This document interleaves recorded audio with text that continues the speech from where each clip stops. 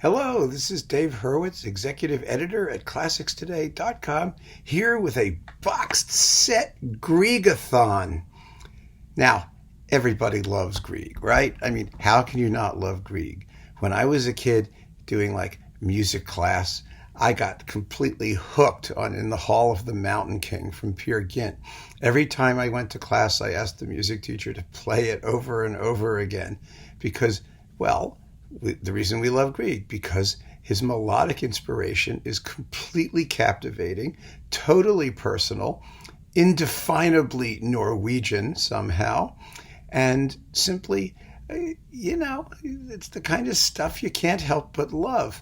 Now, there's a certain school of thought that suggests that Grieg was somehow an inferior composer because he didn't write successfully in large forms, which isn't entirely true because obviously there's the piano concerto and the string quartet and the violin sonatas.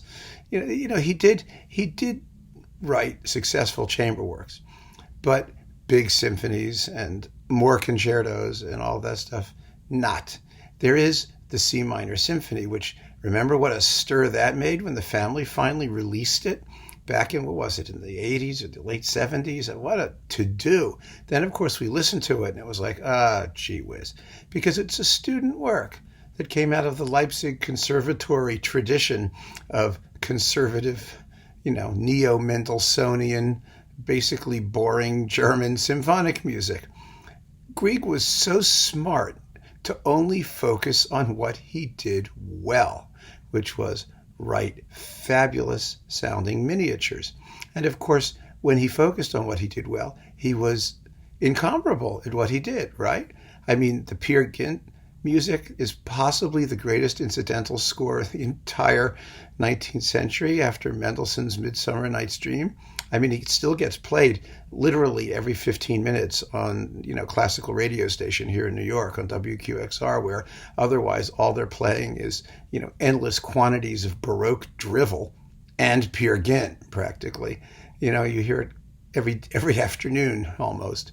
The stuff has not dated a bit. It's perennially fresh. Grieg was not a conservative composer, not retrogressive in any way. He was a true romantic composer, a unique composer. I mean, and those melodies, they get stuck in your head. I remember first hearing Wedding Day at Troldhaugen, da-da-da-dum-bum-ba-da-dum-bum-ba-da-da-da. What makes a melody something that you can't let go of? I don't know. I mean, I really don't know. We can't define it. That's why Grieg is underrated, because we don't have a scholarly apparatus that explains to us what makes a great tune a great tune. But when I was at Troldhaugen, I figured, I would have the opportunity to actually exercise the demon of the wedding day at Troldhaugen. Well, that didn't work. I mean, Troldhaugen is a lovely spot, and it's a beautiful little home, and I'm sure Grieg was very happy there, and I'm sure the wedding was charming. You don't get any sense of the tune by visiting Troldhaugen, but, I do encourage you to go to Norway and visit Troldhaugen if you really like Grieg. Anyway, the major labels and independent labels have always made tons and tons and tons of Grieg discs. I mean, the Peer Gynt suites are inevitable, the Holberg suite, and other orchestral works. And for a composer who supposedly never wrote in large forms, there really is a very impressive body of orchestral music, depending on how you slice it and dice it. And so I have here 4 + 1, we'll get to the +1 momentarily, boxed sets. They're on Audite, Deutsche Grammophon, Bis, and Naxos, all purporting to offer Grieg's complete symphonic music. But complete symphonic music depends on how you define it. And it includes sometimes yes and sometimes no, his theatrical music, Peer Gynt either in the suite form or in its more complete form, Sigurd Josselfar in its incidental music form or just the 3 pieces that he extracted, the opera Oleg Tryggvason, depending on what's there, how much theatrical music, and also transcriptions. You get the sets are all of different sizes, and so you get to pick the one you want. And I have to tell you straight off, the performances are basically all equally recommendable. you may have personal preferences for one over the other, but the truth of the matter is they're really pretty well matched and equally good. Of course, you will have, a version of the piano concerto based on the pianist that you like and whatnot, but we'll get to that in a moment. What I want to do is take you through the first set, which is this one on Audite. The conductor is Eivind Adland with the WDR Symphony Orchestra. This is sort of the basic number. It has 5 CDs and it contains the standard symphonic music by Grieg. And I'm going to just list it for you because I want you to know what it is he really wrote. And then the others all add to this in some way until we get to the full panoply or the fullest panoply of possibilities. All right? So these are also on SACDs if you are into that surround sound business, which I'm personally not, but that's your choice. Okay. First, you get the symphonic dances, the 2 Peer Gynt suites, and the funeral march in memory of Richard Nordrak. That's disc 1. Disc 2 is all string music. There's always a disc of music for string orchestra because he wrote the Holberg suite, the 2 Nordic melodies, the 2 elegiac melodies, and then just 2 melodies. These have, very unappetizing titles, but the music itself, ooh, baby, it's just beautiful, lush, and gorgeous. And the Holberg suite is, extraordinary, whether it's piano original or in the string orchestra version. It's just a gift. It's so attractive. Then you get the concert overture in autumn, the lyric suite. The lyric suite now is an orchestration by Carl Muck of pieces from Grieg's lyric pieces for piano. And there's an independent one, Bell Ringing, which is also on here.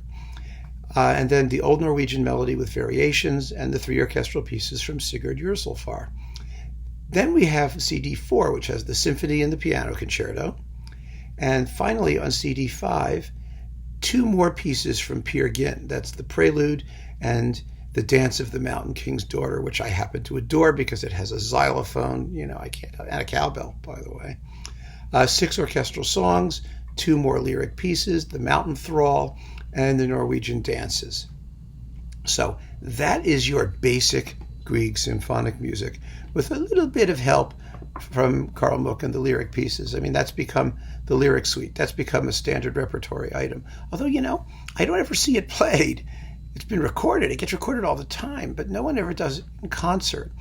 And that's all the thing now. These days, concert life has become so limited. You either get sort of contemporary music, which is a good thing, because now that contemporary composers are tonal, orchestras aren't to play it anymore. And then you get big symphonies and big concertos. And conductors, particularly, trot around the globe from orchestra to orchestra with that year's repertoire. And because they're making almost nothing but guest appearances, they only want to do large works and works that the orchestras they're visiting already know, so that a lot of the more unusual Grieg pieces, which are very, very familiar on recordings, I mean, we've all heard them, but they don't get played in concert the way they used to. And it's a shame because, the music is, like I said, it's melodically irresistible. It's absolutely beautiful.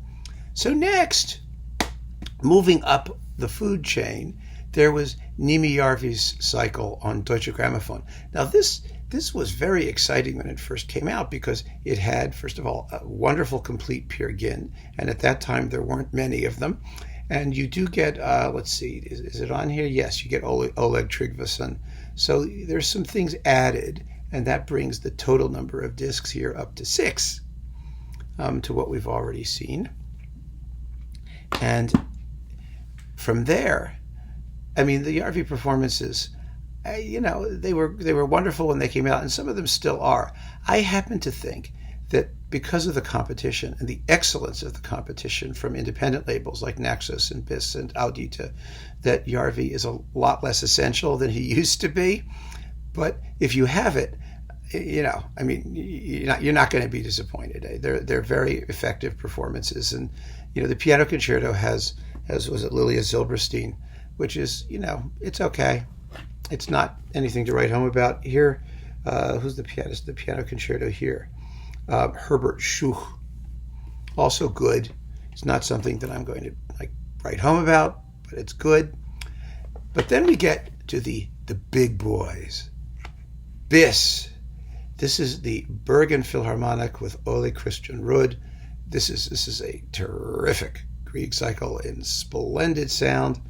And here you've got extra theatrical music, mostly, extended versions of the theatrical music. In addition to which, you have Noriko Ogawa doing the piano concerto. Again, it's good, but not exactly fabulous. But wait, this being Bis, which has a mania for completeness, you also can get this thing.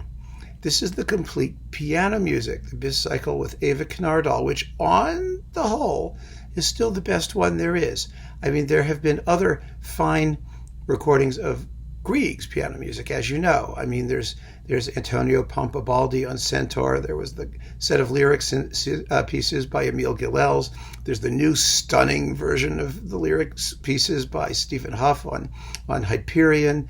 There's Hakan Austbo on Brilliant Classics.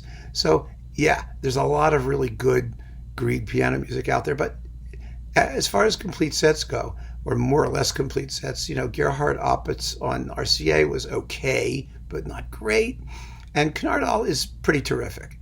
And she plays the piano concerto, and it's also excellent.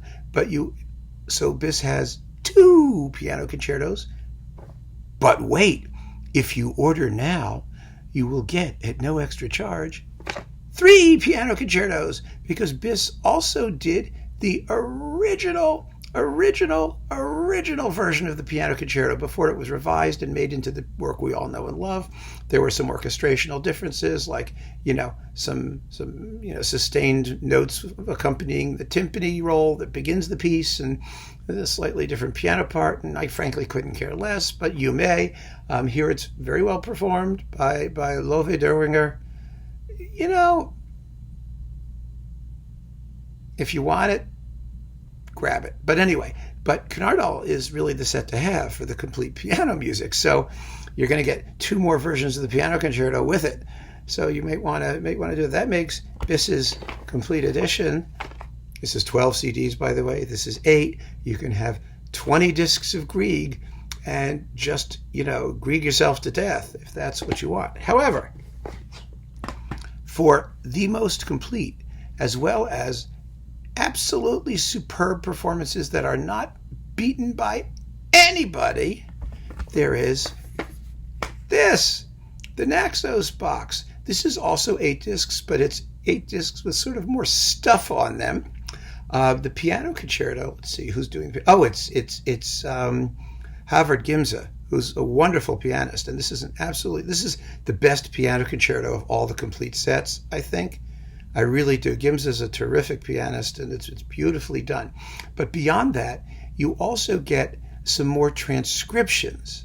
You get the Sletter, which are those wonderful Norwegian folk piano pieces, and you also get an orchestration of the Ballade in G minor. So, that's a big work. It's like 18 minutes. That's not an inconsiderable bonus.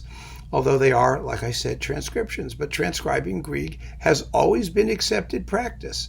In fact, I'm going to be doing a video of some more Grieg transcriptions somewhat down the line.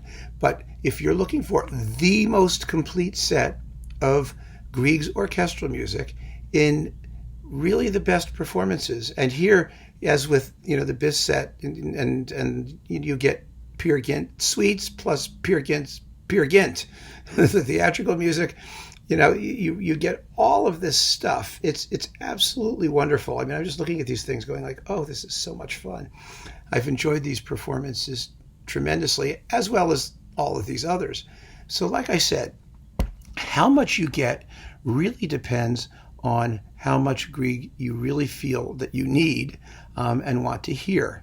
But for the most complete set, Naxos is unquestionably the way to go. It's at a terrific price. The box here is really very nice. It has one of these things in it with a nice booklet inside, and everything's well identified. It's beautifully put together and packaged, and that kind of looks like Troldhaugen, scenery around Troldhaugen. It's very nice.